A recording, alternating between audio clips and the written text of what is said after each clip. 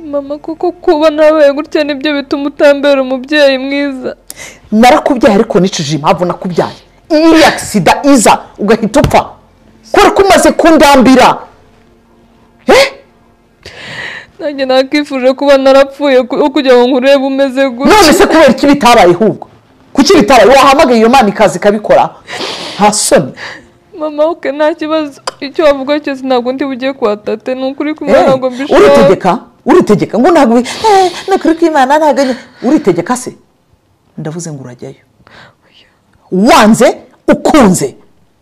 Ikindi abashyitsi kwa kundi bazi kumva mama nange ukazajya umpamagara. Ukazajya umpamagara. Umbise wewe. Tukajya umpamagara. Iri sara. Zibaho ngaho nkongera nkagutoneka ukumva uko bimeze.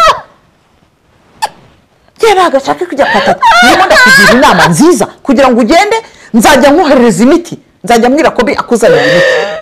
Hanyuma warangiza kugira ngo nanjye ubone umutekano wanjye abashyitsi bazi hano bisanzure ntisingira ikibazo. Hakuzi kugira ngo ninicaranye n'abandi bantu b'abakungu hano ujye kumva umve urwanda uravuze bagiye kubona one uri kuborera ahantu hamwe gusa. Reba abantu bose bavuga ngo ni ngo tugiye ngo kwa mukobwa ngo umwe w'ikimuga. Nta soni. Wowe umugabo bwawe ntabwo ubureba. Ntabwo ugomba no kwisha n'abantu kugira ngo batazajya baguseka.